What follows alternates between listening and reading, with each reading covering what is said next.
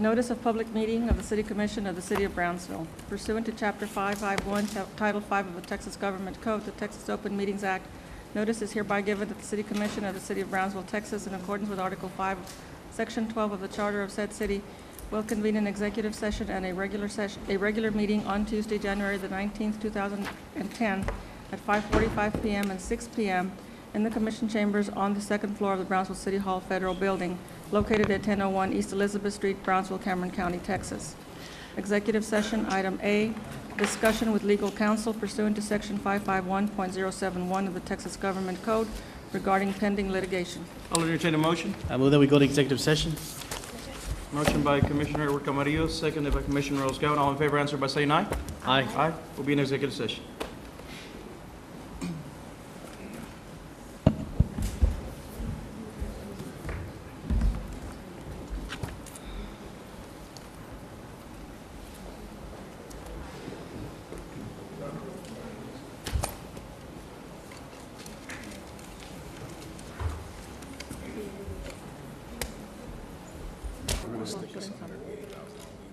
Mark, come back to PV.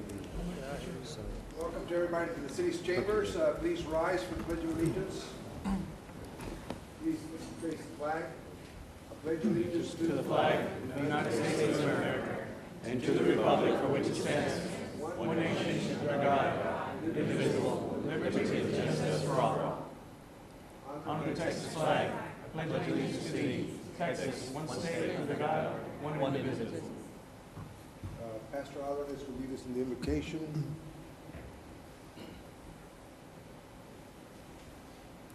Good evening. Good evening.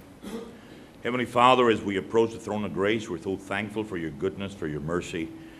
We would ask you now, Father, that you would give wisdom and direction as this commission meets. We thank you for everybody present. We thank you for all the goodness. So many times, Lord, we forget how blessed we are already. Thank you for everything you've done for us. We now ask that you would help us, and we cry out to heaven, Father, and we say, help. The scripture says, I will rise up my eyes unto the mountains, for where cometh my help? Our help comes from thee. So, Father, for every need that this city has, for every need that every individual has, for every need that everybody that's here has, we cry out to you and ask for help. We're thankful for everything you've done for us. We ask you now to bless this meeting and everything about it. In Jesus' name, amen. Amen. Amen. Please be seated. Please, Secretary. Action on items discussed in executive session. Item A, discuss an action regarding items of pending litigation as discussed with legal counsel in executive session. Mayor, I would move that we ask council to proceed as advised in executive session. Second. Okay, we have a motion by Commissioner Goya, second by Commissioner Camarillo. Any discussion? All in favor? Aye. Aye. All opposed? Motion carries. I will abstain since I wasn't there, but I know it's about. I don't know what it was discussed. Do you know what it was about? Because it came before PB. Okay, next item. Next item is the mayor's report.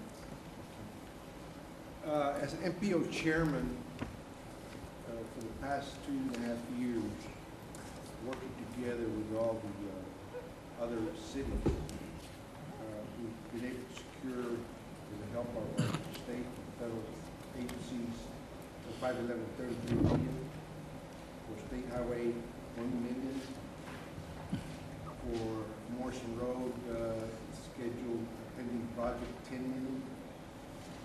In total, the projects, bridge replacements 250,000. For another pending project, we're going to get another 6 million for FM 3248. In total, I think the funding since May of 2007, I think it's going to be around $65,774,789.67. This is for road improvements, bridge improvements through the MPO, which the city is part of, and I have the honor of serving as chairman.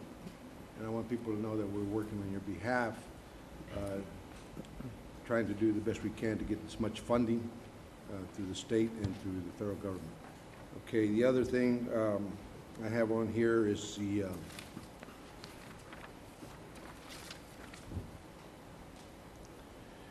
humanitarian effort to Haiti, for Haiti. Bishop Peña made a call for a humanitarian effort to help the Haitians there, and I responded to that call on behalf of the City Commission and the citizens of Brownsville to find a way how we can best raise money in a quick, short of time. And we're going to try to do it through the PUB, asking the customers to donate $5. We have about 54,000 households, and I think if we all come together and respond, I think we can raise a good amount of money to help with the relief effort in Haiti for that devastating earthquake. Making an effort to contact the downtown revitalization people from San Diego to come down here. Things have been very quiet on that front as far as no movement, and looking to work with them on the Weir project, the River Walk, and the downtown revitalization. Now that the Weir project has become a viable project, and hopefully we can all come together to make that project happen. Brownsville Pause, I think the community responded very well to the brutal killing of a defenseless animal, and asking that this case be treated not as a misdemeanor but a felony. And we're reading the letters to the editor. Hopefully the response will be one appropriately for the crime committed against a defenseless act that is also part of our society. When people take those kind of actions, usually they do the same thing with humans.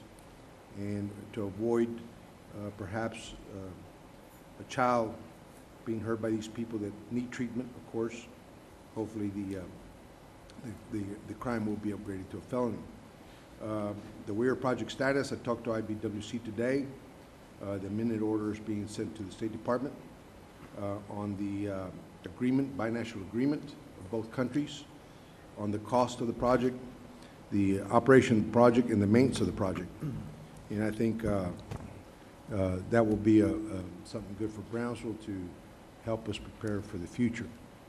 I met with Ms. Timmer on the plastic bags. She had a meeting with the Sunrise Mall as sponsor of the plastic bag ordinance. I was proud to hear of her report, which she says they were all very enthusiastic to support, and they're behind the ordinance that this commission passed. And also we're getting calls from other cities around the valley wanting to know more about our ordinance, that they would like to consider passing a similar ordinance. Heard from Laredo also. They're looking to do the same thing. I think that's good for our environment, it's good for our community, and it's also good for our landfill. And in the long run, I think it's going to transfer into some economic dollars for everybody here, because a pretty city helps us bring tourism and put a better face for our visitors. And the mayor's activities, of course, meetings and travel to Victoria again, and just the general complaints I get and forward to the city manager or staff that needs to be done. I try to attend as many meetings as I can. I just had one with the BEDC, and it was a very positive, constructive meeting. And then we have the announcement of Mayor Pro Tem and Deputy Mayor Pro Tem as it was called for when the City Commission adopted to rotate the position. This is not an elected position, and this position only comes into effect when the mayor is incapacitated, out of town, that he can't perform his duties, or is dead. So far I've been able to function as mayor. So the Mayor Pro Tem would come into effect as an appointed position to perform the duties of mayor if he can't do it. So I think the rotation is, who's next for the rotation? there's a rotation sheet that we got. For the period of January through March, the mayor pro tem would be Commissioner Camarillo, and the deputy mayor would be Commissioner Atkinson. Okay, so that's the announcement. I don't think we may vote on it. Okay? So that'll be Commissioner Camarillo. Okay? And that's it for the mayor's report, commissioner's report. Commissioner Charlie Atkinson, District 2. Well, how y'all doing today? I just want to talk a few things about our sports park. I am the chairman of the BCIC. I chair a board where this board captures a 1/4 cent sales tax. And, you know, I read the papers and I read some of the blogs, and a lot of people are confused where this money comes from. You know, they're saying, hey, well, we should use this money for streets. I agree. But you know what? We follow the laws, and the laws of our BCIC board is that we use this money for quality of life projects. It can only be used for that. We're mandated by the state and by law to use these funds for quality of life projects. This sales tax, it's taxes that come into the city when you buy a Coke, when you go to a restaurant, when you go to HEB and buy something, you pay a tax. It's that tax. You know, to say there's a belief out there that we're using your tax money that you pay the Cameron Appraisal District or your property taxes, and we're using that to waste money at the sports park. It's nothing like that at all. And, you know, if I didn't know better, if I wasn't in politics or a city commission, I'd probably think the same way because I just didn't know any better. But it's time that we share this with you so you'll know that, you know what, they are building stuff out there, but that's what that money's for. You know, it's not to build streets because the city builds streets. BCIC is a nonprofit corporation. So the sales tax, when you go buy Fritos or whatever you buy, that tax that you pay goes to this board that I'm on, and it goes to the 4A board, which is the GBEC, Greater Brownsville Incentives Corporation. So these boards serve that purpose for the citizens of Brownsville. So I want to make that clear. Another thing on the sports park is our beach cove. I don't know if anybody's been out there, but we built this massive beach sand area where in the future, hopefully the next month, we'll have a ribbon cutting for the citizens of Brownsville to go play beach volleyball, beach soccer. It's a huge little area that we built out there. It's going to be really nice for the citizens of Brownsville to go out there and enjoy. The next one was PUB.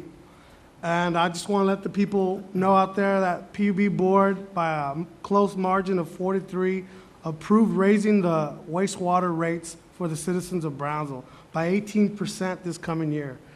My belief is that we have to do better on who we put on this board because it greatly affects the pocketbooks of each and every citizen. You know, they did a study at PUB, but they didn't take in consideration the stimulus money that PUB's been getting, the $46 million that was given to PUB and other type of grant monies that PUB's been getting. So to force a hike on the citizens of Brownsville is, to me, irresponsible without looking at all the alternatives.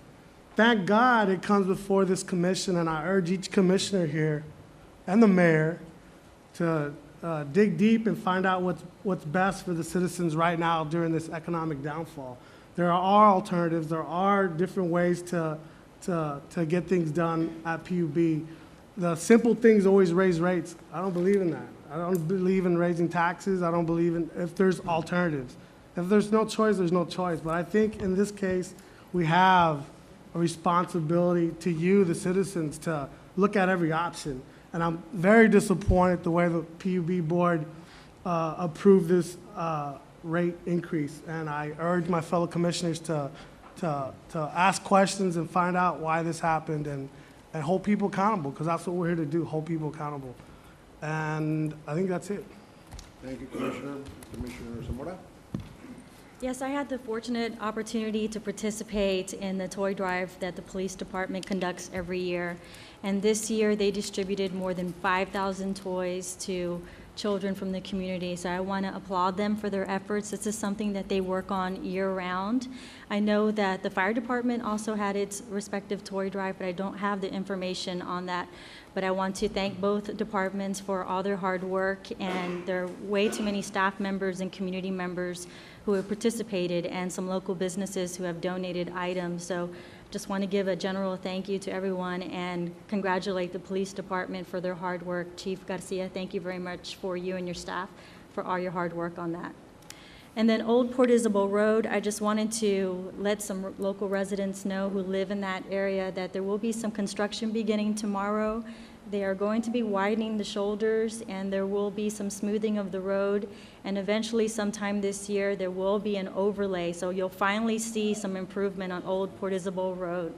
So thank you so much for Public Works, and I've been working closely with our Assistant City Manager, Jeff Johnson, on that, so thank you very much. And then on the trails, many of the trails do pass through my district, so I wanted to let the community know that we have put up some lights on the trails. Every 500 feet, there's some lights that have been put up. There are water fountains as well. I know we have a PowerPoint presentation to show some of the photos.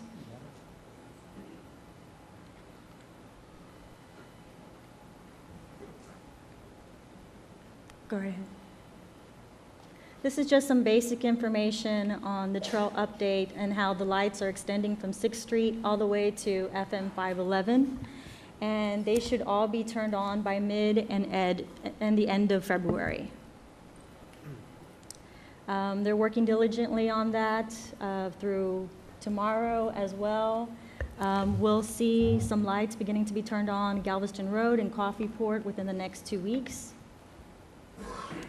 And you can just kind of skim through all the photos, but just to let you know what they look like and some of the crews who have been working diligently on this.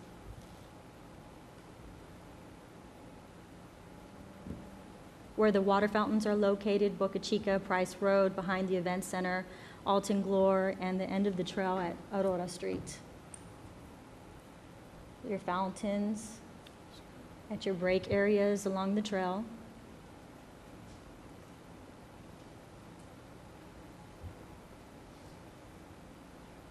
And those are your barriers to prevent any traffic from driving onto the trail.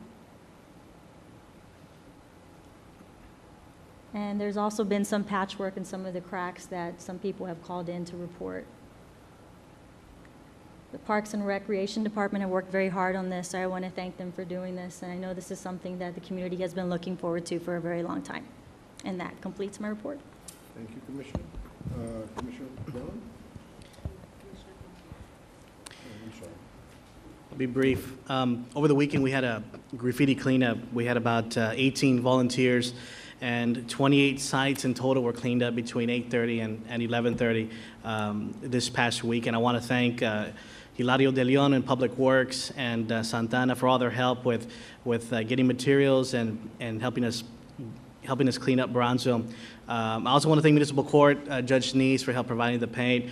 He's been very instrumental, as well as providing volunteers, which is very, very helpful in trying to cover as many sites as possible.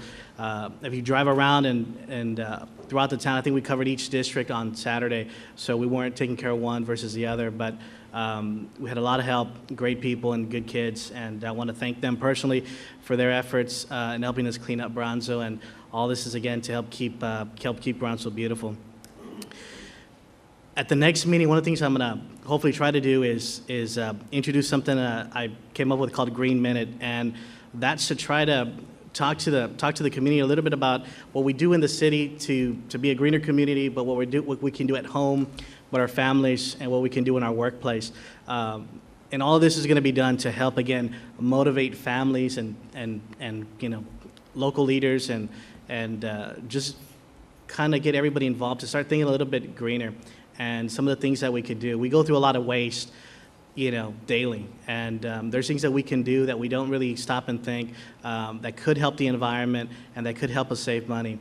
So hopefully at least once a month I will introduce a topic at the City Commission meeting in hopes that people can start being a little bit more aware of some of the things that we can do to help our environment.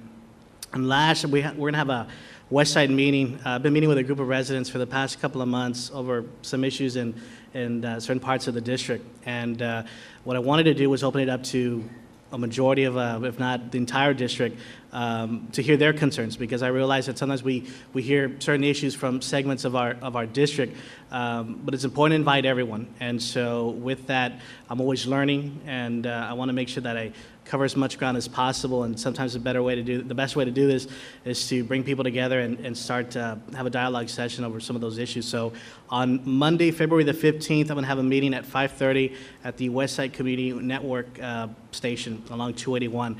So I invite residents in District 4 to come talk with me, and we'll have some representatives from the city. There's always code issues that come up, abandoned properties issues, and yes, a lot of crime activity. So I really appreciate Chief Garcia and his staff, because they've always been very helpful to the residents and starting neighborhood watch programs and helping them understand manpower situations and things that they can do to protect themselves and their homes. So we look forward to that. And lastly, on Saturday, the 23rd, this coming Saturday, the J&K Family Night Clinic is going to have a carnival from 1 to 6 p.m., and all proceeds will go to help the humanitarian efforts in Haiti. They want to invite as many people to come. Again, J&K Family Night Clinic with Dr. Hussein and Dr. Bondi are leading this effort to help try to raise money through this carnival to help the people in Haiti, and so hopefully we can all help and participate and hopefully make that event very successful. That concludes my report. I would like to let everyone know about an event that the City of Brownsville Health Department, in collaboration with the School of Public Health, have devised and designed very ingeniously to start the year of 2010 off with a healthy foot. The design is called the Brownsville Biggest Losers Project or campaign. It will start on February the 12th and 13th and run for 12 weeks, ending May the 14th and 15th. Opening night and registration will be February the 12th at the Parks and Recs Center, Chris Patterson's office, which is many people know as the former Boys and Girls Club on 8th Street. And the following day, we will have an event at the Farmers Market. The ending location will be May 15th at the Brownsville Sports Park to celebrate. The team of the Health Department and the School of Public Health will be arranging monthly activities at different parks in each quadrant of the city to include mileage information, activity information, all of which will be free. Walk, runs, bike rides will be planned within those 4 quadrants of the city as well throughout those 12 weeks. And we are looking for as many people to join us and celebrate and practice health for 2010. Each commissioner will be involved and lead a walk or run event in their respective quadrant. And the School of Public Health has been very generous in providing $2,500 of cash prizes to winners in different categories. We are encouraging businesses around the community to match those funds. So if you are a let's say City of Brownsville employee who happens to win $200, we are hoping to encourage the City of Brownsville to match those funds, or whatever employer that you do have. Eligibility includes the fact that you have to be 18 years or older, you obviously cannot be pregnant, you have to have general health that is in keeping with participation. And throughout the 12-week period, information will be on a website as well as in each park about healthy eating and active living to raise the awareness not only of the parks that are right in our backyard, but also of the importance of healthy eating. So thank you. Thank you, Commissioner Gahn. Now let's move to item 3, proclamations. Senator Eddie Lucio Jr., please come forward, your family. And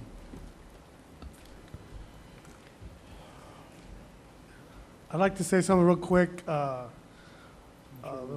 It's with great pleasure that we put this on our agenda today. I don't know if many of y'all know, but Mr. Eddie Lucio has been serving a long time for this community. He's born and raised in Brownsville, Texas. And other cities have done this, and I'm proud that we can add to other cities that are recognizing Senator Eddie Lucio for his service, close to 20 years of service. So we'll read this over there.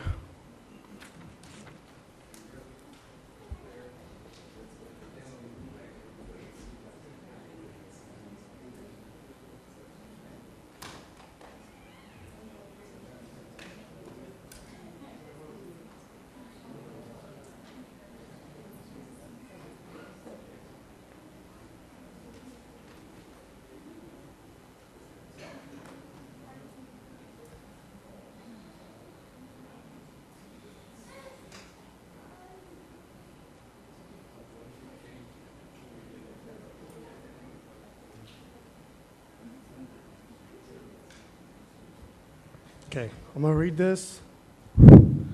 It's a proclamation of the City Commission of Brownsville, Texas, dating January 20th, 2010, as Texas Senator Eddie Lucio Jr. Day in our city. Whereas Eddie Lucio Jr. is a native son of Brownsville, a 1963 graduate of Brownsville High School, and a 1972 graduate of Pan American University in Edinburgh, now UT Pan Am, with a Bachelor of Science degree. And whereas Eddie Lucio Jr. was elected to the Texas Senate in 1991 after holding many public offices, including Cameron County Treasurer from 1971 to 1978, Cameron County Commissioner 1979, 1982, and a member of the Texas House of Representatives 1987 to 1990. And whereas Senator Eddie Lucio Jr. currently chairs the Legislative Committee on Aging, serves on the Interagency Task Force on Children with Special Needs, and is a member of the National Council of State Legislators and Southern Legislative Conference. And whereas Senator Eddie Lucio Jr. has received numerous awards, including in 2009, the Visionary Leadership Award from the Combined Law Enforcement Agencies of Texas, the Legislative Honor Roll, the 81st Legislative Session, from the Texas Watch and Outstanding Service Recognition, from the Office of Rural Community Affairs. And whereas Senator Eddie Lucio Jr. participates in 2 events for which he is perhaps most proud of: his scholarship fund, Texas Legends Golf Classic, which provides $500 scholarships to over 60 deserving students, a male and female, from each participating high school in the Senatorial District 27. And a donation of turkeys each year at Thanksgiving for needy families in our community. And whereas Senator Eddie Lucio Jr. is known as the father of the Regional Academic Health Center, which is RAC, and is also was able to pass a bill during the 81st Legislative creating the University of Texas Science Center, South Texas. Now, therefore, we, the members of the City Commission of the City of Brownsville, Texas, by virtue of the authority vested by charter of said city, and on behalf of our citizens, do hereby designate January 20th, 2010 as Texas Senator Eddie Lucio Jr. Day in our city, and further thank him for his long years of hard work and in behalf of our community. Done on this day, the 19th day of January 2010, signed by our Mayor Pat Humada and the rest of the City Commission.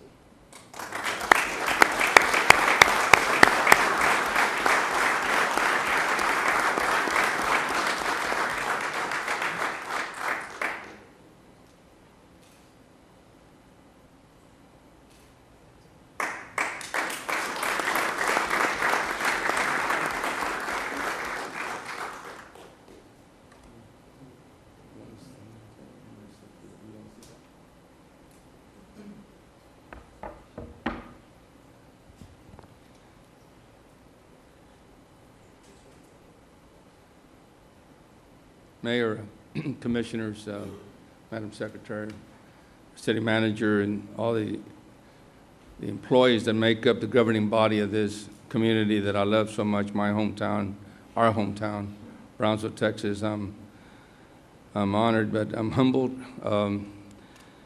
as I represent this community in Austin, a 5-county area. Obviously, I can't help but think of my hometown every time we take any kind of action in Austin. As I was driving over here, I was just thinking and reminiscing of all the things that have transpired in this great community of ours. I thank the people of this community. I know the people of this community thank each and every one of you for your service. These are historic moments that obviously will be looked at and read by future generations in terms of what we did together in the positions that the citizens of this community have afforded us to represent.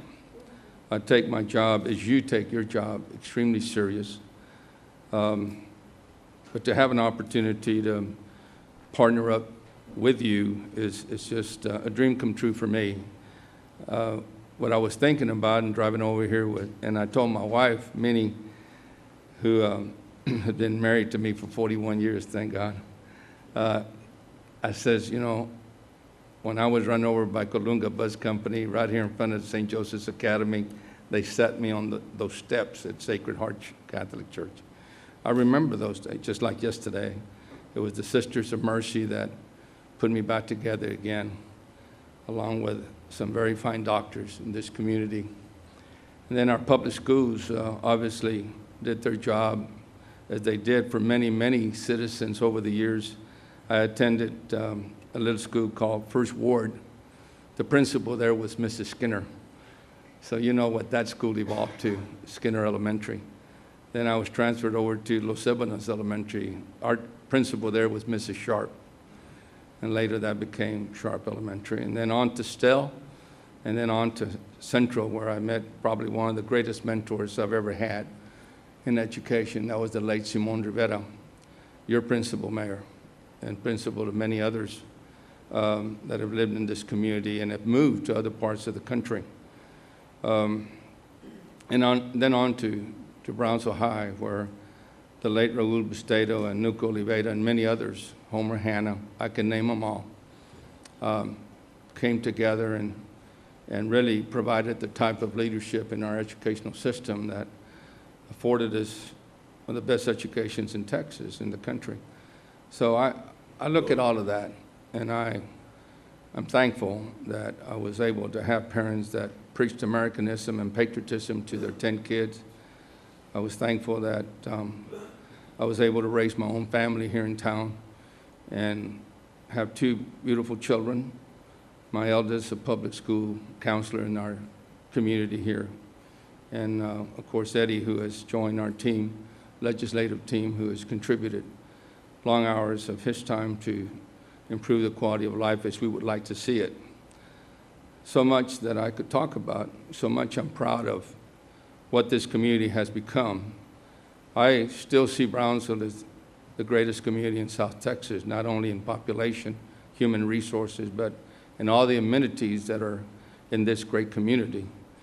The city, the Port of Brownsville, our public school system, our university, our international bridges that join 2 great communities internationally, our strong culture that drives this community.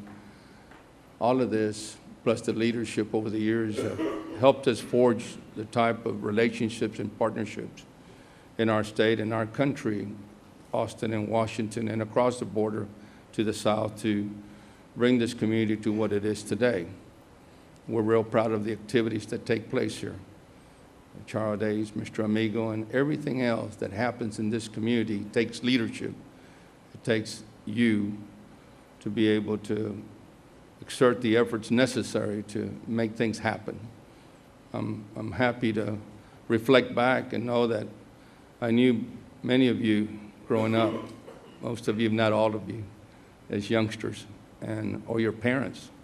And I'm just pleased that you have decided to serve in public office, because once you do that, I think we're never the same again. We get to know specifically what the needs and concerns of our public is. We get to be able to meet and do things that help shape our communities in the future.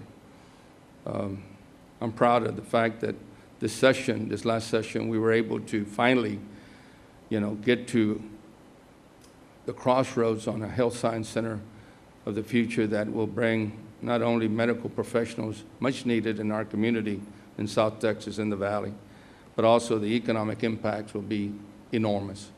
The infrastructure in our highways that finally have connected us swiftly. I take that highway now. It used to take me an hour and 20 minutes to commute back and forth to Pan American in the old days. Today, I make McAllen in 45 to 48 minutes because of the smooth flow. And those are dreams that we had back in '87 when I first went into the Texas legislature 22 years ago. A highway system that would connect us from Brownsville to La Jolla and further down. It's finally happened. I realize that things take time. The Weir Dam, I know, is an issue that all of you have looked at, and I too join with you in making sure that there's plenty of water in this community and that we apply ourselves to that, to desalination projects, and anything that deals with our natural resources so that the citizens of this community can count on those resources in the future. Our growth depends on that. Our university is something I'm very pleased with. I remember attending Texas Southmost College, and the only building on the land was the Tandy building, besides the old buildings in the back. Well, today, I don't have to tell you, you've been there many times, I'm sure, on campus. You see the growth, and you see everything that has happened.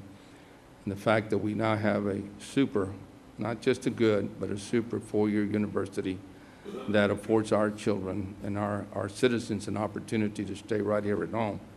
Soon they'll have a medical school. Soon the veterans will have their veterans hospital. All that comes by coming together in partnership. Our leaders at the local level are the most important. We come to you, you give us direction, you tell us specifically what the needs are because you deal with them on a daily basis. So I just want to thank you. I'm just grateful that I grew up in this town. This is really the best town in Texas, and no doubt about it. I call it Browntown for short, but Brownsville is special, it's historic. It offers so much to so many, and we'll continue to see it grow under your all's leadership and under the leadership of those that follow you and follow me.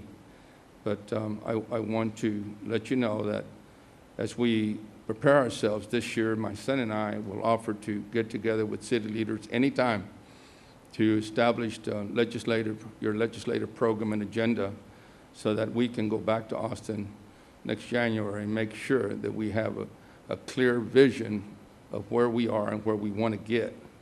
So I thank you for this in behalf of my family, my wife Minnie, my daughter Linda, my son Eddie, my grandchildren, and I need to mention them, Carlitos, Alejandro, and Annie, and of course the newborn that was talking while you all were talking, Mayor. We apologize for that, but she's already talking her piece. But Olivia, my daughter-in-law, Jamie, and of course, I'm very proud of my son-in-law, Carlos, who is a great attorney, but also a great novelist, as all of you know. All of my family, my mother, my brothers and sisters, thank each and every one of you. I thank you, and I pledge to each and every one of you individually and collectively that I will do everything I can as your state senator in the future to do my best to represent this great community. I would be remiss if I didn't tell you that I'm very proud. I'm just extremely proud when I hear names that come out of Brownsville, Texas, like Bailey Garza. It makes me proud when I visit my campus at Texas A&M. Well, I still call it A&I Kingsville. It's A&M Kingsville now. And they talk about the greatness of this young man. And I say, he's my boy down in Brownsville. Well, he's a young man that's made us all proud, and I know he's next in line, but I needed to tell him publicly that all of us in this community admire and respect, his accomplishments and those of his parents, William and Mrs. Garza, and the teachers and everyone that had a hand in rearing this young man. I'm proud to represent him as well. God bless you all. God bless Brownsville. God bless.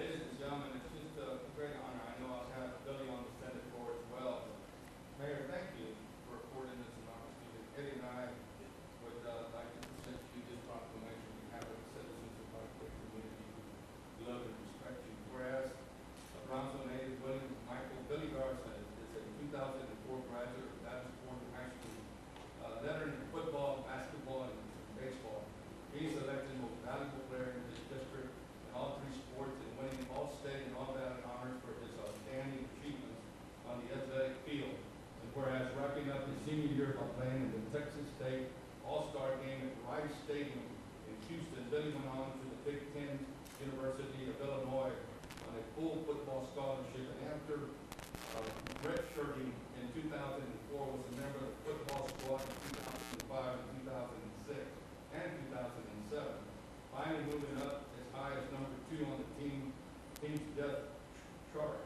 And whereas Billy's transferred to Texas A&I at Kingsville, where he was the starting quarterback in 2008 and 2009, winning the Lone Star Conference title and making the national playoffs.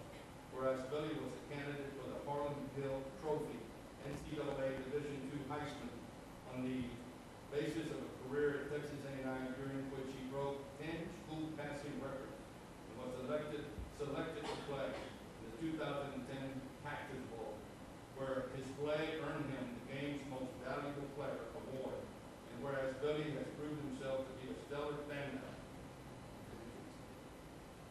performer on the football field, and is a proud example of what determination, talent, and competitive spirit can accomplish. Now therefore, we, the members of the City Commission of the City of Brownsville, Texas, by virtue of the authority vested by the charter of said city, do hereby recognize William Michael Billy Dassa for all his achievements and accomplishments in the world of sports, and further wish him all the best in whatever future endeavor he may choose. Done on this, the 19th day of January 2010, the year of our Lord, by Mayor Pat O'Malley, City Commissioners Anthony Briani, Ricardo Mongolia Jr., Melissa A. Zamora, Rose Gallon, M.D., Charlie Atkinson, and the Honorable Edward C. Camarillo, and of course, Esther Von Houten, our City Secretary.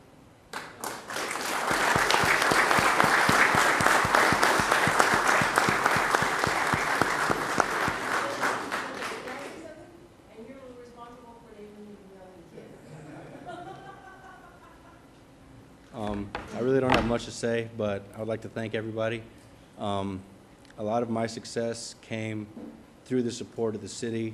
You know, through the good times and the bad in high school, you know, everything kind of went real well. You know, the support of the community really got behind us, and you know, over my career at Illinois, you know, things kind of fell off.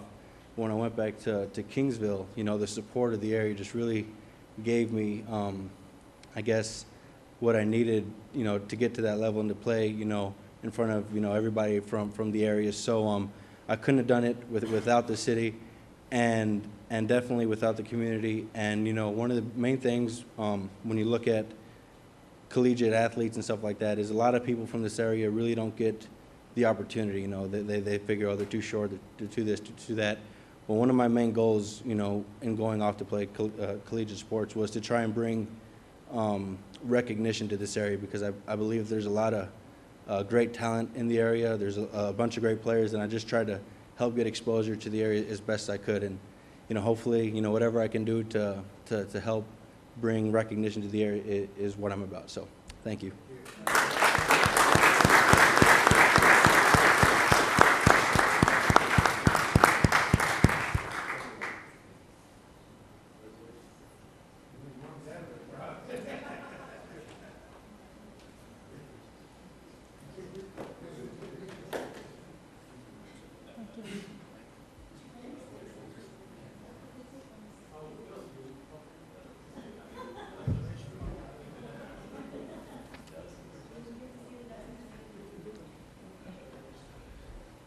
You know, anytime we recognize citizens for their achievement, whether it was the Hudson chess team or Jimmy Gonzalez or Billy Garza or the senator, it speaks volumes of our city. And that's why we do the proclamations, because we feel that they are our best assets of this community. They represent Brownsville, and they do it very well, and they distinguish themselves from everybody else, and they deserve the recognition.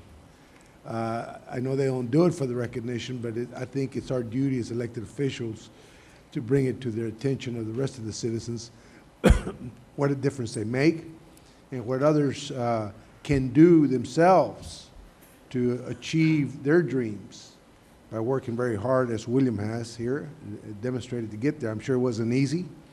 It was tough. It made sacrifices. and practiced a lot and had the support of family and friends and the community. But, you know, it takes determination, and we are grateful that you represent Brownsville well, and thank you for it. And we wanted to recognize you along with the senator and everybody else here. Thank you very much. Okay, we'll go to the consent agenda items. Consent agenda items A through B.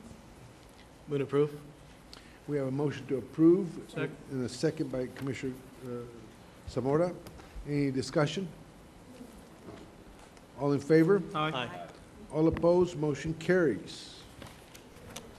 Item 5, Item 5, consideration and action to appoint or reappoint one member to the Airport Advisory Board. I'd like to make a motion to reappoint David Hanley. Commissioner Zamora makes the motion. Second. Second by Commissioner Longoria. Any discussion? All in favor?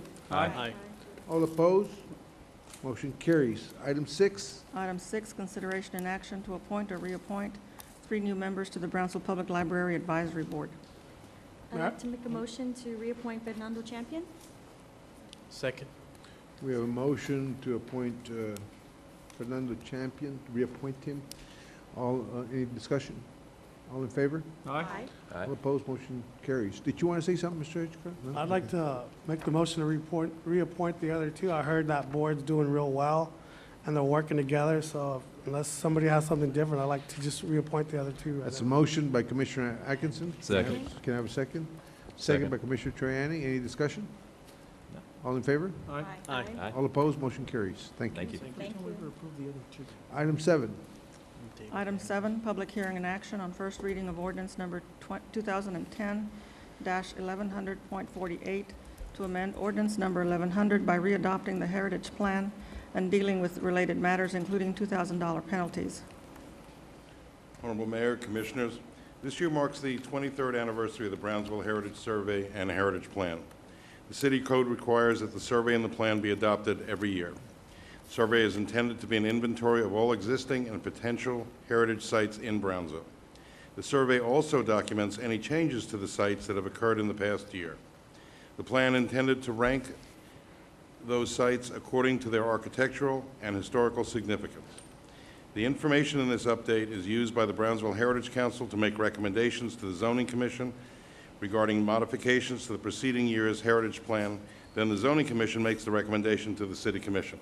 Zoning passed this last week, so that's why we're here before you today. What I'd like now to do is to have Joe Gavito, the city's Heritage Officer, acquaint you with the changes, the 5 or 6 changes that we have in this year's plan. Good evening, Mayor and City Commissioners. My name is Joe Gavito. I'm the Heritage Officer for the City of Brownsville. And if we have the PowerPoint, please. The first site we're looking at is the Iturria Bank, built in 1854. In the 2008 fiscal year for tax exemptions, this particular building was blocked. The owner of the building came to us, got the recommendations from the Heritage Council as to what needed to be done to unblock and receive the tax exemption. As you see, and if you pass by, you'll notice that the balcony's been repaired, the shutters have been replaced that are broken, the sign has been replaced, the seal, the state seal is permanently attached to the building now. It used to be wired to the balcony rails. So we've got our Iturria Bank building back to the original 1850s type of look. The next, please. This is 611 West Washington Street. No, it's not West Washington, it's East Washington. There's a correction. Milton West is a local banker, turn of the century. This building here is directly in front of the Compass Bank drive-through. It's on the corner of 7th and East Washington. I apologize for the type. when was that house built? Milton West is the When was historic. it built? When was it built? 1900s, 1910. And this was the recommendation from the Heritage Council for it to receive a primary local site, which is 50% of the tax exemption on historic properties. Okay, the next one. This is 1806 Palm Boulevard. Fernando Bailly purchased this house. It's going to be his residence. The architect, E.G. Holliday, is the same architect that did the Manotu House, which is on the corner of East Elizabeth and Palm Boulevard, the Castillo law firm office. And if you notice the brick and the style, that you can see the similarity in the two buildings. So this site could easily be a state or even a national site because of the documentation we have on the architect and the history of this home. Next. This is was a secondary local site last year. It's going to be a law office. Trey Mendez will have his law office here. It's on Elizabeth Street between 2nd and 3rd. That whole block is still pretty much intact as far as what it looked at the turn of the century. I know Trey Mendez will keep this building maintained. And so the Heritage Council and the P&Z both recommended that this be received as a primary local site. Next. This house on West Washington, 1248 West Washington, is the Dr. Merrill House. And it's between on the back of or across the alley from it is Larry Loss' home, which is a state site. And in front of it is Javier Salinas' home, which is a federal site. So this is a creation of a historic district, or the start in our West Brownsville neighborhood. And so the West Brownsville residents are very proud that this is the beginning of their historic district. Next. The Cameron County, I received a call from Frank Bejarano from the Cameron County. They have a designated area for El Camposanto Viejo. As you know, when they were doing construction, they found that this site was probably older than our Camposanto, El Panteón that we know on 4th and Madison. And the next picture, please. There's the Lutheran church on the corner. That's 12th and Monroe, so it's between 12th and 11th on each side. And they wanted the city to recognize this as a historic site. And certainly, I think the site deserves a local designation as a historic place.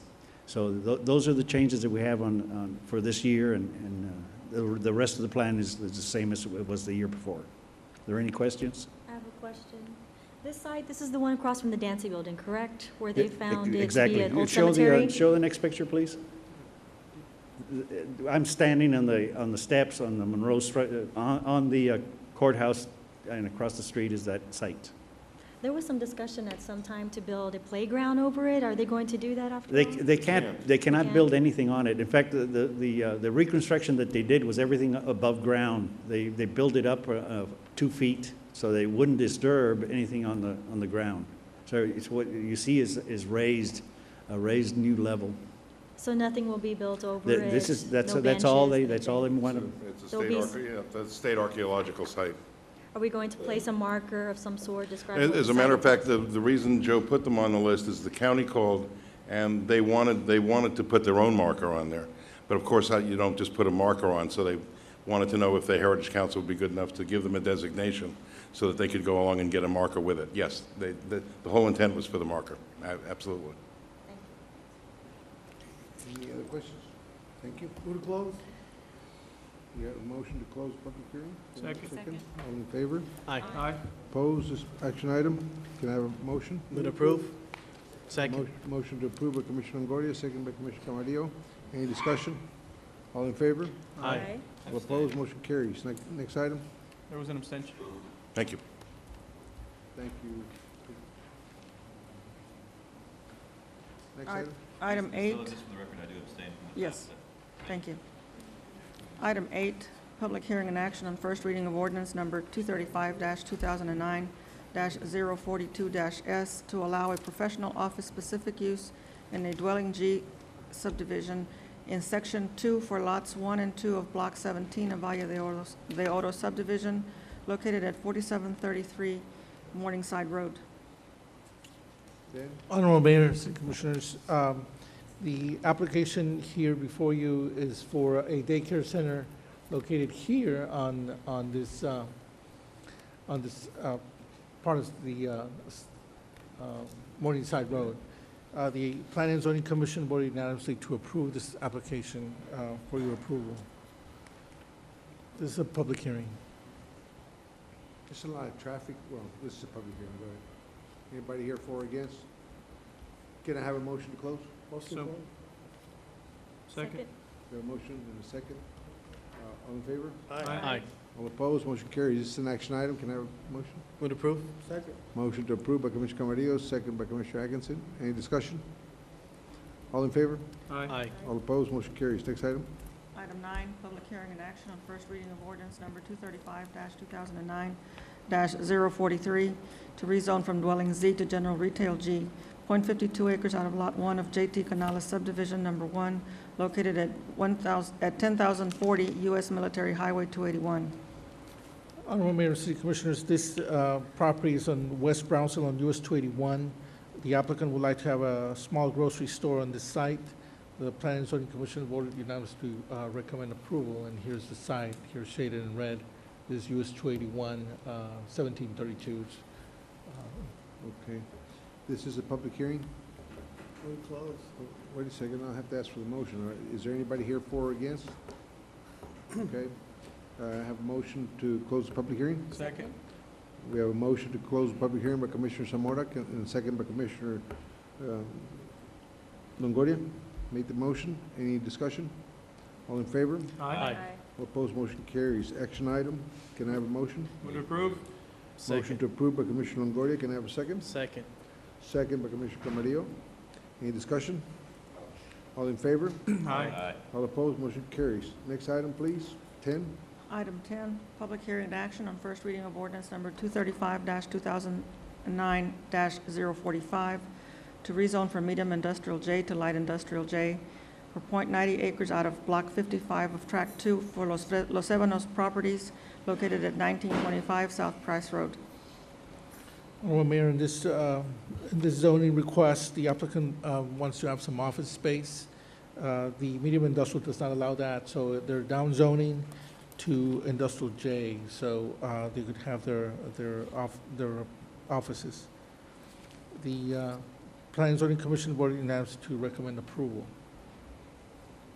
The So property is right behind the administration building of BISD. That's the building right there. Okay, this is a public hearing. Anybody here for or against this item? Okay, can I have a motion to close the public hearing? I'd move to close public hearing? Second. We have a motion to close by Commissioner Longoria, second by Commissioner Troyani. Any further discussion? All in favor? Aye. All opposed? Motion carries. This is an action item. Can I have a motion? We have a motion by Commissioner Troyani, second by Commissioner Atkinson. Any discussion? All in favor? Aye. All opposed? Motion carries. Item 11, please. Item 11, public hearing and action on first reading of ordinance number 235-2009-046 to rezone from dwelling G to apartment G, 2.5 acres out of Block 27 for El Jardín subdivision located at 3347 Coffee Port Road. Honorable Mayor, in this application, the applicant would like to have some apartments. Part of the property is already zoned, as you can see from the map here. They need to apply for this portion of the property that is unzoned, so for apartments, so they can build their apartments. The Planning and Zoning Commission voted unanimously to approve this application. This is a public hearing. Okay. Anybody from the audience for or against? Move to Can I have close? a motion to close public hearing? Second? We have a motion by Commissioner Longoria. Move to Or close? Camarillo, okay. Second by Commissioner Zamora. All in favor to close? Aye. All opposed, motion carries. This is an action item. Can I have a motion to approve? Motion approved. Motion to approve by Commissioner Atkinson. Second. Second by Commissioner Troyani. Any further discussion? All in favor? Aye. All opposed, motion carries. Item 12, please. Item 12, public hearing and action on first reading of ordinance number 235-2009-604-CU to allow a conditional use permit to sell on-premise alcohol for Lot 4 of Block 1 of the Omni Pavilion subdivision located at 1900 North Expressway, 7783, Suite A. Honorable Mayor, City Commissioners, this is a conditional use permit to allow a bar on this particular property on Omni Pavilion subdivision. The Planning and Zoning Commission approved this conditional use permit, and it's here before you as a public hearing. Is that where the boot jack is? Yes.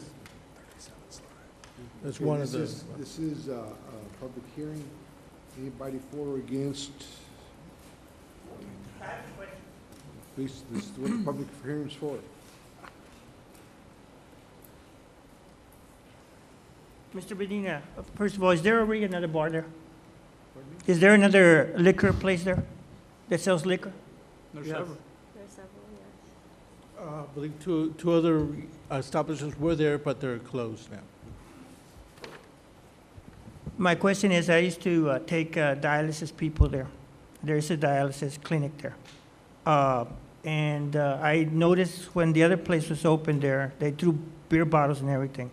And I think the city of Brownsville needs to consider that we do need jobs, but I think the most important thing is that this is not the kind of job opportunities we need in Brownsville. We have enough cantinas all over the place, and we have too many people drinking and driving in Brownsville, and it's hard for the police department to keep up with all of this.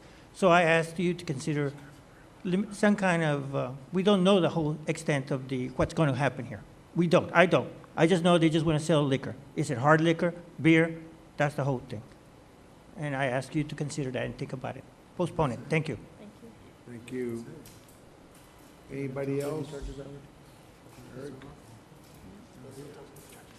Eric?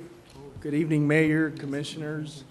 Glad to see you all here tonight. I'm here on behalf of the applicants. I'm not the applicant, but the applicant is here, and it's Mr. Bejarano. He's a Brownsville native, born and raised. He's a successful entrepreneur. He started off as a bar helper and kind of worked his way up, saved his money, and opened up a bar it's Bar 151 over on Price Road, right behind Furs. He's been operating that business there for about 5 years now. Successfully, he employs, depending on whether the business is up or down, between 35 and 50 people at any given time.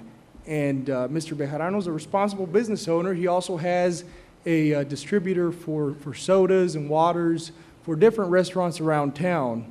Mr. Bejarano is looking to open up this business and continue the same practices which he has followed, which is to be a responsible professional business owner and to provide a good place for people to go there with their wives, with anyone they like, to have a good time. And I can assure you on behalf of Mr. Bejarano and his group that he'll maintain a good environment and he'll comply with all the requirements that the city requires.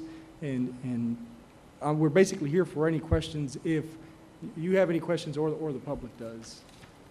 Okay, does anybody have a question? I have some questions for Mr. Medina. Ben?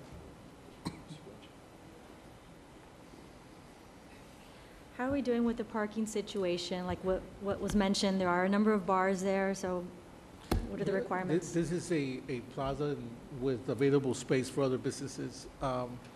Basically, right now what we're applying for is the permission to sell alcohol. It's a conditional permit, only for the alcohol. He has proper zoning, but what he'll do when he goes and gets his building permit to renovate, he'll submit a site plan review and they'll calculate all of the parking spaces in that complex. And then he will also have, through formula, will know how many spaces they'll need it only for his particular businesses, for his business, his bar. And then they'll calculate as to how many are available and how many he'll need to provide or reduce his space in what he's renting. But Okay. that's at the site review. And I had a discussion this morning with a patron who was concerned that some of the establishments there didn't have a sprinkler system.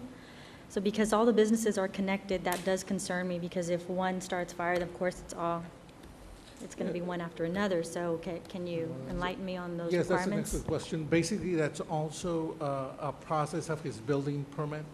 Part of the site review is not only building official, but it's the fire marshal or zoning department, our city engineer, and they sign off on the particular portions that pertain to them. And if the fire marshal deems necessary that he needs a fire sprinkler, then he would have to comply that before the permit, before he opens. Okay, thank you. Mayor, I have a question, or maybe two.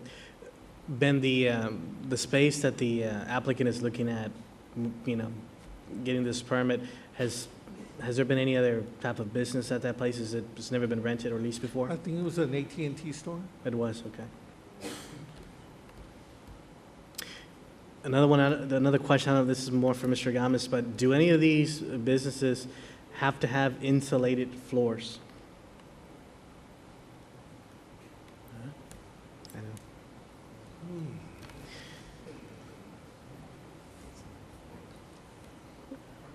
On the commercial buildings, which are foundations, the only thing that is required, Commissioner, is your vapor barrier on your frame. Commercial businesses, according to or in reference to the 2006 Energy Code, it is required to have that. That are on foundation? No, I'm talking about the ones that are on pier. On piers? Yes, Okay. they're required to have. Now, if they're on foundation, the only thing that is required is your vapor barrier. That's all. Okay. Can I ask a question real quick? Thank you. You finished? Okay. Yes, Mayor. Commissioner Atkinson? These buildings over there, they were built before that ordinance came where you have to have the sprinklers. Correct. And now, like say this bar comes and goes away and the next bar comes. I know in the past there was problems because what are y'all doing now as far as the city since this building was built without sprinklers, and they, obviously for the last 5-8 years, there's been bars there. We're allowing them to rent from there even though there's no sprinklers? Is it because they're grandfather claused or what? On this one, since it's a new one, even though the building is existing, it is required to have a sprinkler system. Okay? But the adjacent buildings don't have sprinkler systems. Correct. So- On this one, since it's a bar, on the bars, bar and grills, dance halls, or anything like that, Do these it people is have to required add to these have, sprinkler systems before they even rent it out? correct, it's supposed to be installed. Well, why would they put them in there if something they're renting? Well, you see, on this, it's retail. They start with retail, and that's why they're here, because they want to say special use on this. So, only for the alcohol. When they serve alcohol and they serve food, a sprinkler system is required. If it was going to be something else, retail, office use, clinic, it's not required. Okay, any other questions? Can we have a motion to close the public hearing? Move to close. Second. Close to Commissioner Camarillo, second by Commissioner Longoria. All in favor? Aye. All opposed, motion carries. Action item, can I have a Approve. motion? Second. Motion to close, motion to approve by Commissioner Longoria, second by Commissioner Camarillo. Any discussion? All in favor? Aye. All opposed, motion carries. Item 13, please. Item 13, public hearing and action to authorize the issuance of a new taxi cab permit for Mr. Isaac Diamante for a 2003 Ford Taurus that will operate for American Taxi. Mayor, members of the City Commission, good evening. Mr. Isaac Diamante has applied for a new taxi cab permit for a 2003 Ford Taurus. He has met all the prerequisites that are required by the city ordinance to include the advertisement in the local newspaper. What's the oldest it can use as far as the vehicle? It is 12 years from the year. 12 years? 12 years is the oldest. So 2010 minus 12 would be 1998, would be the oldest. Okay, this is a public hearing. Move to close. A motion closed by Commissioner Camarillo. Second. Second by Commissioner Triani. All in favor to close? Aye. All opposed, motion carries. Action item. Move to approve. Second. Motion approved by Commissioner Camarillo, second by Commissioner Triani. Any discussion? All in favor? Aye. Aye. All opposed, motion carries. Thank you. Thank you, Chief. Item 14, public Item comments. 14, public comment. We have Mr. Oresti and Mr. DeSantis, two people. In that order. Roberto Uresti, 1220, Calle Pluton, Galaxia subdivision. First of all, gentlemen, on the swimming pool, Sam's, I remember when I went to the swimming pool in 1955, I think. I got to see it built. And it seems like we've been dumping all this money because we made bad decisions. This commission needs to be understanding that you're wasting money. Whoever did the change and lost money. Remember, this park was supposed to cost $3 million, went up to $9 million, $12 million, and it seems like there's no cost. Quality of life was not here. If I was the commission, I would fire those people. Very simple. I would not hesitate with that. Number two, highway. The military road finally is being built, started today. I'm very happy about that.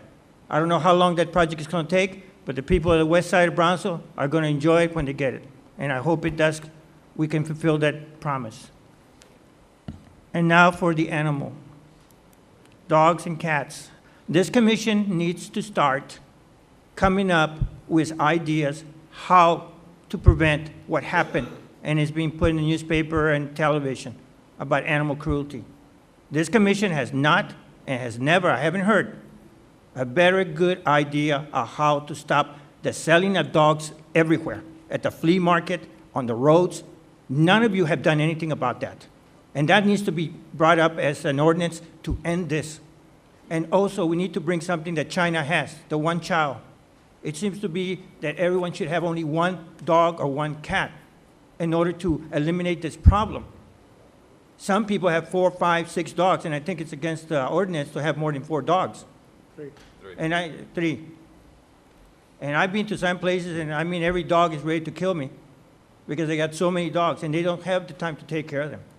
So you need to come up and start now. If you want to be like the plastic bags, then you need to start acting like a commission together. And this is what needs to be done. You all need to get together and make an ordinance, and that's it. It will take a long time. If you have more than 3 dogs, let them die, and then you can get 1 dog. But you need to do something, because what's going on needs to be ended. Thank you. Thank you. Okay, we have Mr. Vicentes. 2 small dogs or 1 big dog? Just a point of information, is the health director here? Yes, sir. Please get with the last speaker and let him know what we've been doing, because obviously he's not informed, okay? Thank you. When my minutes start? Yeah? Now. Okay, wait a minute. Ready? Ready. Ready? Okay, let's go. 3 minutes nomás. Okay. Bueno, para empezar, la gente pobre del Southmost y donde quiera aquí en Brownsville, we have to consider this. I could be wrong. El señor Atkinson aquí, Charlie Atkinson, he just said something about $47 million. ¿Cómo le llaman eso que le dan que el gobierno? Stimulus money. Stimulus. There you go, Pat. You're sharp. Stimulus money. Ese dinero, dice él, que entró al PUB. Okay? I was talking to a fellow by the name of Simpson. Okay? This Simpson, dice, I'm the bad guy. I'm the one that's contracting and doing this and doing that. According to Simpson, he thinks Simmons. Yeah, Simmons. Some big guy been mejor que Cárdenas. Okay, he's a big shot. Okay, este Simmons dijo, I'm the bad guy. Dije, well, I don't know. You're building and you're doing this and you're doing that. No. But the monies that I collect from the impact fee that these guys are charging me, I collected from the poor people. So, cada vez que vende propiedades en el Southmost y hace casitas y todo, according to him, si son $5,000 o lo que sea, la gente pobre has to pay them. I don't know. I could be wrong. What are you doing with the money that comes in, the impact fees? ¿Qué están haciendo con el dinero? ¿Dónde está? May I direct you to the PUB? It's going back to PUB. I already know that. Most of the money. If you got $45 million, como dijo Mr. Atkinson, ¿verdad? Que I'm glad he brought it up. For PUB, ¿dónde está el dinero del impact fee? And I yield my time. I let you have 1 minute, 2 minutes for you all. Have fun. Thank you, Mr. Resendez. Now, welcome for you to call PUB, and they'll give you some information there. Okay, that's it for public comments. Then we move to item 15. Item 15, consideration and action to acknowledge the Deputy City Manager, Chief Financial Officer's financial statements and cash investment report for the City of Brownsville for the first quarter ending December 31st, 2009.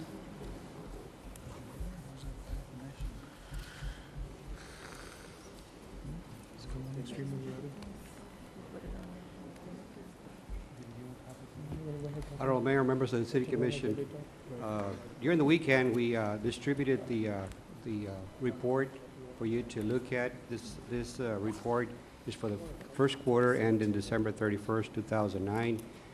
It has a memo that describes the activity for the first quarter, as well as all the funds that the City of Brownsville maintains. I do have a PowerPoint presentation regarding the first quarter financial report, and there are some concerns. And by the way, you also have a PowerPoint handout that you would like to look at in case the numbers are not very clear on the up here. There are some declines in sales tax receipts. This is the worst case scenario. It's about 2.5 million if the trend continues. There's declines in bridge revenues. There's also a small decline in building permits, 1.37%, but that compares to a decrease of 64.65 between 2008 and 2009. And of course, through the recession that's still with us, unemployment rate is still high. It has averaged about 2.1 through the first 11 months of the calendar year, which ended November 2009. As far as sales tax for the 2010 year, we're looking at 11.37%, lower than last year for the same period. We also look at the budget, it's down about 12%. So the average shortfall budget-wise is about $245,000 a month. That equates to close to $3 million by the end of the year. If the trend continues, we're hoping that for the next 9 months of the fiscal year that it will level off. It started leveling off in a sense that we only had a decrease of 3% in December. December figures here are actually for the November sales. We will not get the Christmas or December sale receipts until February. We look at the city's years when we had recessions as well as special devaluations, and one that comes to mind, obviously, the 82 recession, 82 peso devaluation. It took the city of Brownsville 6 years to recover. There was another recession, peso devaluation, that occurred in '94. That one was a mild recession. It took us 3 years to recover. What is it looking right now as far as, these are numbers from 2000 to 2010. The 2010 number gives you the worst case scenario, whereby our sales tax will drop to about little over 2 million, 2.5 million. We're hoping that number will be higher than that. But as you can see, we're following the same pattern that we have had on our last 2 recessions, the 82 and the 94. We see a drop in sales tax. The bridge fund also shows a decrease, 13%. If you compare the same period as last year, and budget-wise, we're around 10.5%, or 10.96%. And again, those the best years that we had at Veterans Bridge was in 2006. It's slowly coming down ever since. Building permits, we had a not so good year in 2009. We had a decrease in construction of over 64%. How are we doing this year? For the first 3 months of the year, we're down 1.37%, but we must remember that we had a bad year last year, so construction is not where it used to be several years ago. As this chart indicates, we had a very strong year in 2008. Actually, we had good years from 2000 all the way to 2008, where we were actually exceeding $200 million in building permits. It's slowing down now. We're estimating about 125 through the year 2010. Unemployment rates, obviously, it also impacts us. We enjoyed 4 strong years of single digits in 2005 through 2008. We're up again at 10%. The November unemployment based on the Texas Workforce Commission was 10.9%, but right now we are averaging at 10.1% for the calendar year, and of course it only has 11 months through November. We also look at the peso, and we had the peso was strong on August 6th of 2008. We had the worst one in February of 2009. If you look at percentage drop between August and February against the dollar, it went down to about 52%. If you look at January, the day, we're down about 28%, meaning the peso versus the dollar. One of the things that will probably be coming to you in the next few weeks is possibly doing some debt issuance, something that we are looking at very closely. I know that in 2010 there we don't have any monies for streets. It's very likely we're going to have to add some numbers there, but again, this is coming up to you in the probably next month. Some of the things that we would like to do. As far as debt for the city of Brownsville, we have our debt outstanding for 2010 is 161 million plus, but only 150 million is from property tax supported. The rest, 11.3 million, is from self-supporting debt. General fund, which is our main fund for the city of Brownsville, the fund balance at the end of 2009 dropped between 2008 and 2009 by about $1.3 million. For 2010, even though our budget has a $15 million ending fund balance, because of our decrease in sales tax, that the budget has not been adjusted yet, we could end up the year with around 12.5, 12.6 million. This is a general fund balance summary for various years. 2009, we saw, even though these are unaudited numbers, our auditors are still looking at our numbers.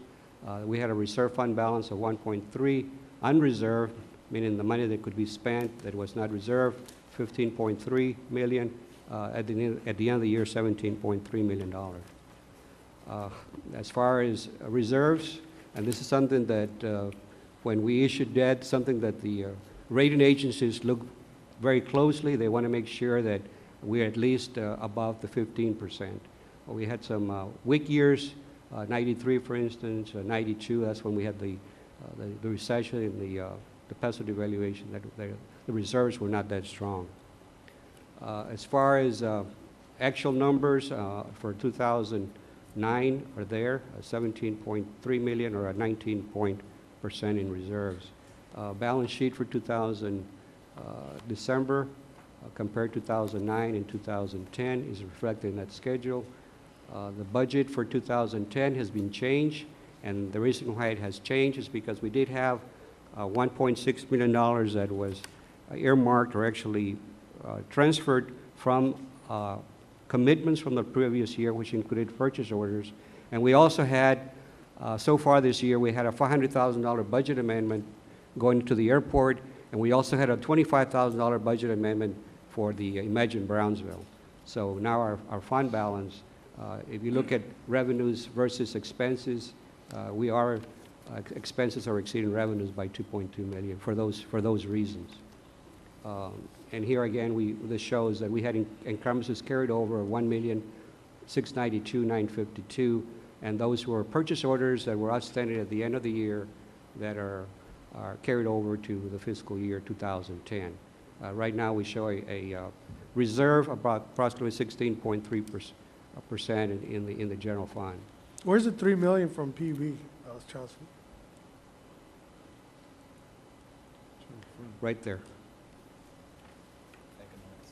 You see it? Oh, okay. How are we doing as far as the first quarter? Well, of course, most of the revenues that we get are in property taxes. Those are the property taxes that come in the first 3 months of the year. That's the reason why we show a big plus between revenues and expenses. Obviously, that number will be reduced as the months, for the remaining 9 months of the year. Convention and tourism, we're showing a small deficit of $6.3 $6,316. Community development, this is an in and out thing. These are all federal grants. We also have a new fund called the American Recovery and Reinvestment Act Fund, and this were stimulus grants from HUD and the Texas Department of Housing and Community Affairs for weatherization and housing projects. This is the non-bonded debt fund is just a fund that we used to take care of our lease purchases. We had $93,000 at the end of December. The debt service, right now we have a fund balance of $4,167,000, but there is a big payment that's going to be made on our debt coming up in February, so that numbers obviously will be reduced substantially when that payment is made in February. Of course, these are December numbers. Landfill tipping fee, we have a fund balance at the end of the December of almost $700,000. Airport, we are showing an expense exceeding revenues by $500,000, almost $600,000, and we obviously we need to. The City Commission did approve a $500,000 transfer that's not in there yet, so hopefully that's going to be less. The deficit will be less. The bridge fund, obviously, we talked about it earlier. Right now, we have a $292,000. Motor vehicle parking system fund, we are showing revenues exceeding expenses by $81,588. Transit system, we show a loss of a little over $1 million, but the feds, pick up $402,321, and the remaining comes from the state of $375, general fund of $85,000, and then other miscellaneous revenues that make up the deficit. The Gulf Center, we do show revenues under expenses by $64,000. I think that what what's happened this year is that our winter hasn't cooperated very well. It's been cold and rainy. Another area we want to look at is the medical insurance fund. Of important note here is the medical insurance claims that you see for 2009. We actually had a decrease in medical insurance claims between 2008 and 2009. And one of the reasons I believe that this happened is because we did change. We are now using a different network, and that network is giving us higher discounts. So it's good for the city, maybe not be good for the provider, but that obviously is generating savings to us. So that's a plus. We do have prescription drugs obviously are on the increase, but as far as the main one there is the medical insurance claims. And again, the last part here is the investments, what the city has invested, where it's investing its money, and the amounts that we had as of December 31st of 2009. And that concludes my presentation. I had one question, Pete, I'm sorry. Back to the medical insurance. Are you saying that fewer employees are using their medical insurance? No. Is that what that means? We're saying that we are using a different network. United is giving us higher discounts, and that's my thinking right now, that's what happened in 2009. I don't believe maybe it was, maybe there were less people going to the doctor, maybe, less claims. But I believe that the main thing here is the change of networks that we used. Any other questions? Move to acknowledge. Any other questions? Okay, thank you, Pete. This is an action item. Move to acknowledge. Second. Motion is second, all in favor? Aye. All opposed, motion carries. Item 16. Item 16, consideration and action to provide an exception to the moratorium on payday lending, card title loans, and check cashing businesses outlined in Resolution 2009-073 to those areas within the City of Brownsville zoned General Retail 4C or higher. Okay. Honorable Mayor, Commissioners, what this item does is it provides an exception to the moratorium we placed in the December meeting via resolution. What this Why- does, Why do we want to provide an exception? I thought he was going to come back with a plan. we're going to come back with an ordinance, a first draft of an ordinance at the next meeting. So then why is there an urgency to start already with the exceptions to an Well, ordinance? we figure that, in the time in between, the ordinance, the way we're looking at it is it's going to ultimately allow payday loan businesses and the like in areas zoned 4C and above.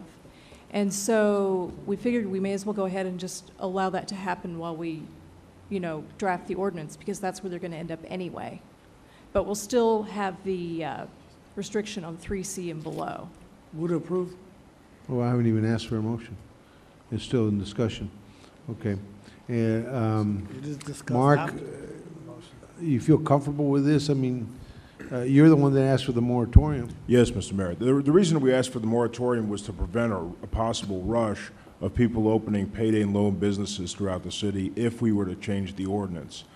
The ordinance that we have, that we're going to be proposing to the City Commission, is going to restrict payday loan type businesses to area zone C4 and above. Okay. The purpose behind limiting the moratorium would be to limit the same areas. Would be to permit businesses opening payday loan businesses in the same areas that are going to be permitted by the ordinance. But So, I thought we discussed here that we're going to look at setting up a criteria, for instance, the pawn shops, to where, that way we don't have a cluster in all C4 there, in areas congregating. There'd be criteria stating that you'd have to be a certain distance from the next pay loan. Mayor, in looking at the issue is not so much the issue of clustering. The issue is clustering in low-income areas. One of the things that we have is if these entities were to group in heavy commercial areas of C4 or higher, there's also an argument by having businesses of this type right next to each other, the competition could drive down interest rates. So we're looking at more than one issue, Mr. Mayor. We think what we're going to be suggesting to the City Commission is that these type of businesses be restricted to area zone C4 and above.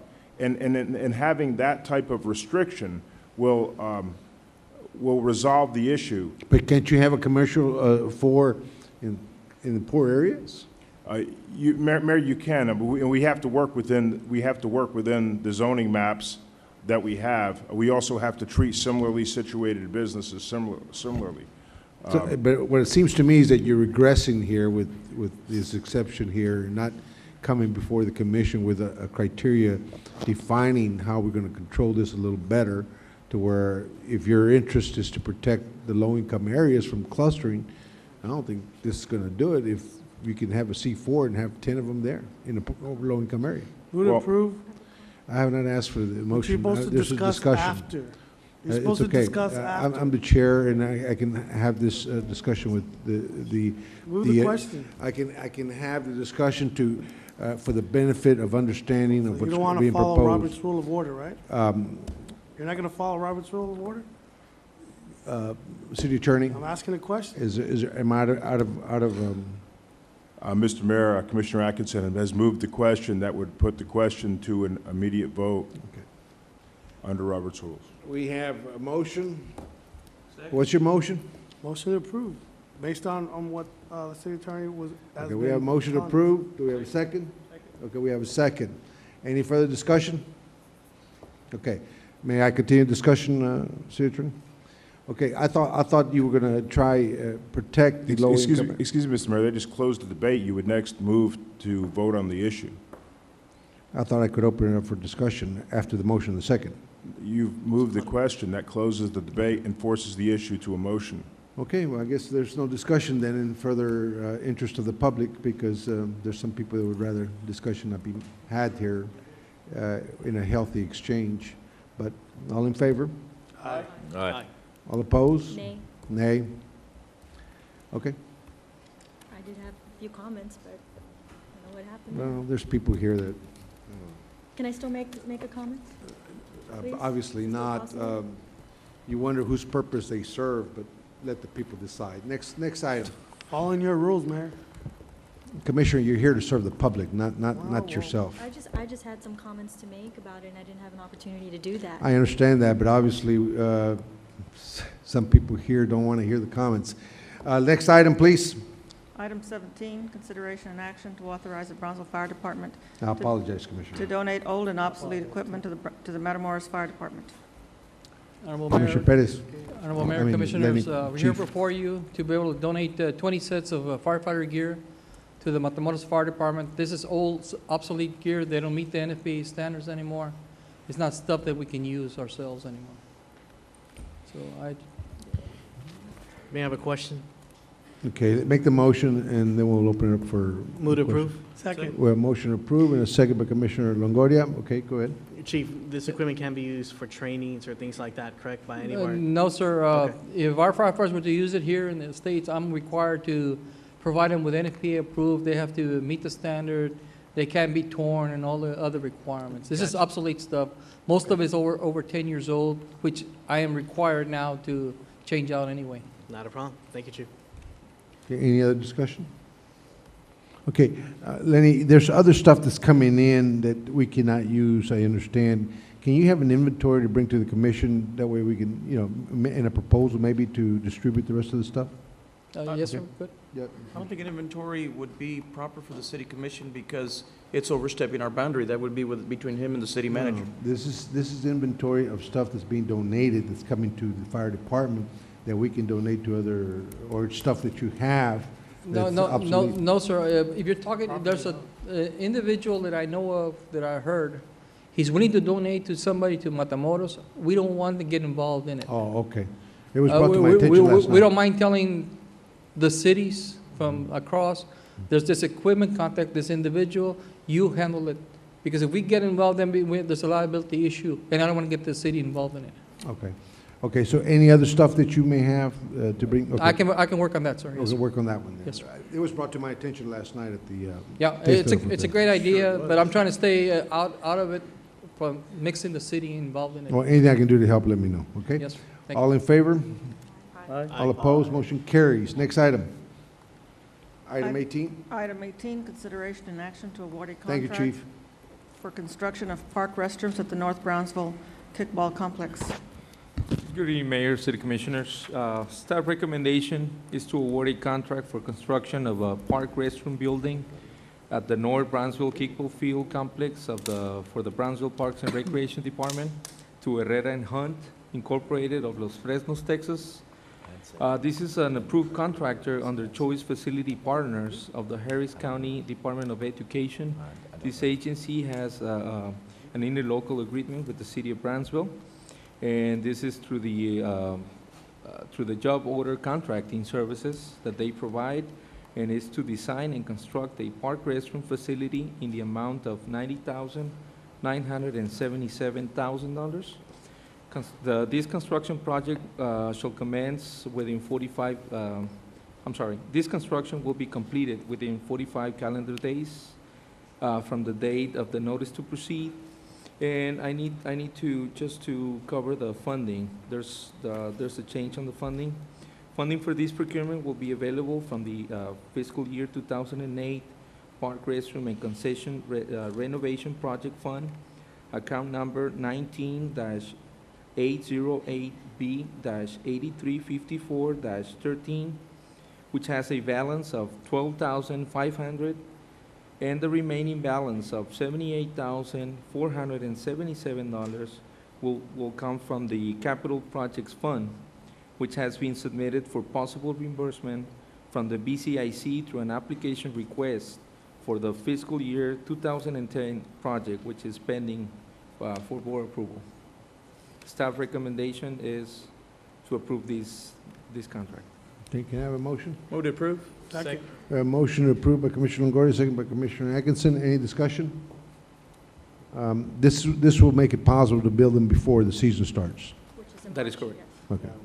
Good job, City Manager. Thank you. Thank you very much. Thank We're you for very what you do. grateful. Yeah. And thank you for bringing it to the attention, Commissioner Zamora. All in favor? Aye. All opposed? Motion carries. Did you have something to say? No? Item 19. Item 19, consideration and action to authorize amendment number 4 to the Brownsville Urban System Bus Site Storm Sewer Utility Package for the Brownsville Multimodal Terminal Project. The recommendation, staff recommendation is to authorize amendment number 4 to the Brownsville Utility System, Urban System, I'm sorry, Site Storm Sewer Utility Package from the Brownsville Multimodal Terminal Project to Spoglass Contractors Incorporated out of Harlingen, Texas, in the amount of $1,998,113. Robert. The funding for this procurement is available from the 2009 American Recovery and Rehabilitation Act grant award number TX-96-X013. No local match is required for this request. I'll be more than happy to. Okay, we have a motion by Commissioner Longoria. Can we have a second? Second. Second by Commissioner Camarillo. Any discussion? Any questions? None? All in Actually, favor? the only question I have is, the Yes. amendment is simply to, what exactly is the amendment? The amendment will, if you see on the analysis part of the agenda, it will make the change to the GMP, which is a guaranteed maximum price, that it's under this contract for the contractors, Spoglass contractors, to finish with the first phase of the project for the multimodal facility. And that includes the $1,998,113 includes the demolition phase, and now it includes the storm sewer utility package. Okay, so this is simply for the demolition and the placement of the storm sewer, correct? That is correct, yes. No foundation work, no anything else like that? No, that's only for the guaranteed maximum price for those portions of Okay. the project. Thank you. Any further questions? Nobody has any questions? Okay, all in favor? Aye. Right. All opposed? Motion carries. Next item, please. Item 20, consideration and action to award a contract for renovation of Sam's Pool located at Dean Porter Park. Staff recommendation is to award a contract for the renovation of Sam's Pool located at the Dean Porter Park of the city of Brownsville to Aquatic Commercial Solutions Incorporated out of San Antonio, Texas, the low responsible bidder, for a total bid amount in the amount of $118,500. The contractor is obligated to commence work immediately after receiving the notice to proceed and will complete renovation within 50 calendar days. Funding for this project is available from the Capital Project Fund number 45-513-911. Parks staff recommends the award. Okay, can we have a motion? Move to approve. Second. A motion approved in a second. Charlie, you want to, because I think there was unfair criticism launched at you particularly by a speaker here. Would you want to explain to the public a little bit of what's going on there so people can understand that? Well, what speaker? Mr. Oreste. On the pool? On the pool, yes. Oh, I didn't listen to him. You might want to explain what's happening, why it's happening. Historically, the pool was lifted when the Dean Porter Park renovation project began about 1998 or so. The idea was to cut some of it for a pool to be utilized by not only children, but ADA compliance in relation to children with disabilities and things like that, and then to have the other pool separated and utilized by the more grown-up and more professional people, St. Joseph swim team, et cetera. When they did that, of course, it was a historical pool. It's quite old, and when it was put back, we had issues with a lady with a joint in the water that we saw we were losing water. So for the last 5 years, we've done minor maintenance on the pool to able to alleviate leakage of water, and it's worked very well. $1,500 or less per year to keep the pool going. And as you know, last year we had to shut it down because that kind of maintenance was no longer feasible. We were going to lose all the water, et cetera. And it requires tons and tons of water to keep that pool going. So we went out on bids, and there's very few people that are going to bid on this because there's not many people that want to touch a pool of this age. It's either that or get another pool built, which is going to cost millions.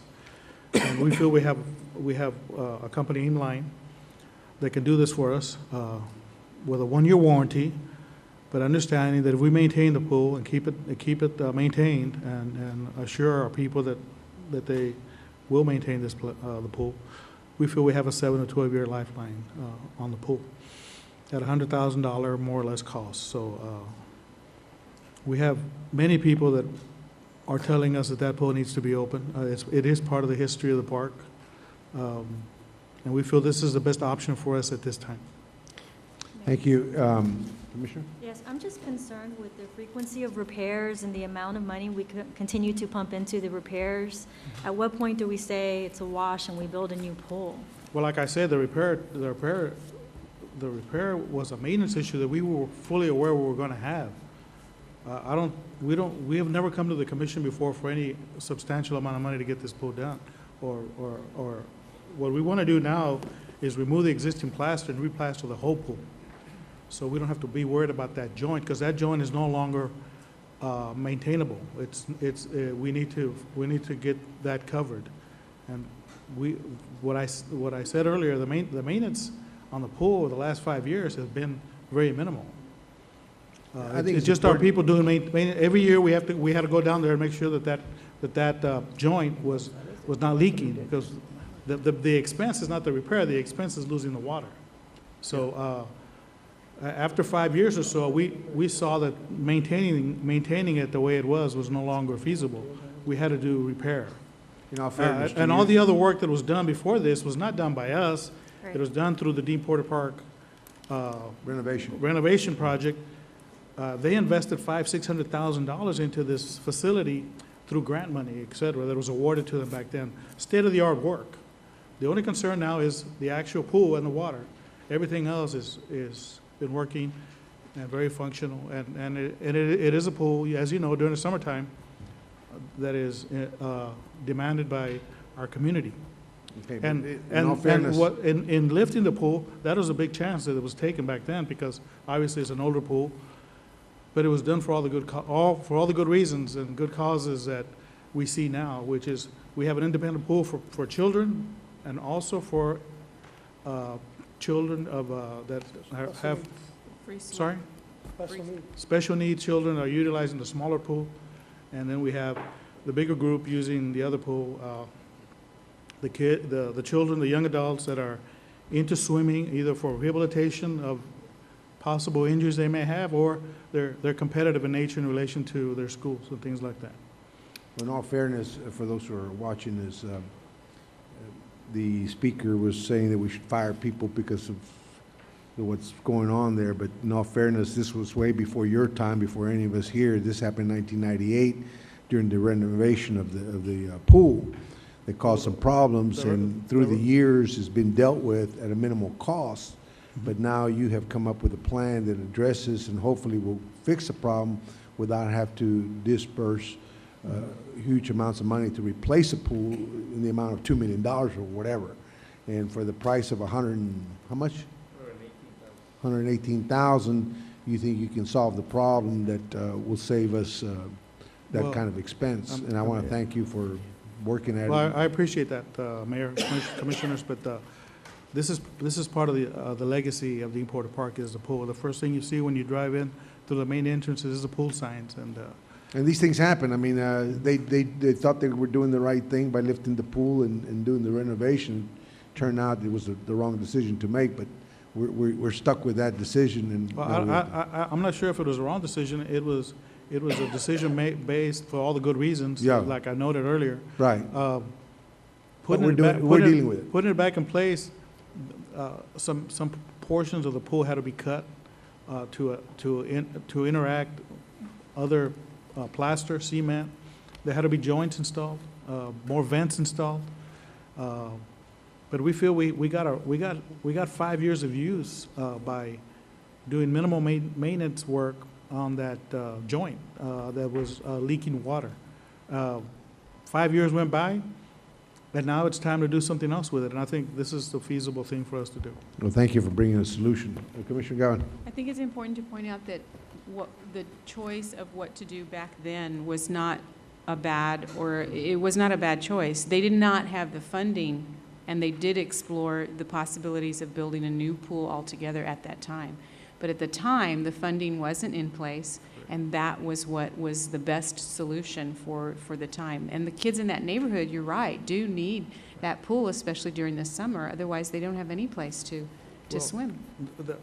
The young adults, the children, not only in that area of town, but we only have 3 Yeah. pools in the city. That's Oliveira, this one, and Morningside? Gonzalez. Gonzalez, okay. So, yeah. that's- And a And family now can, hopefully the Boys and Girls Club.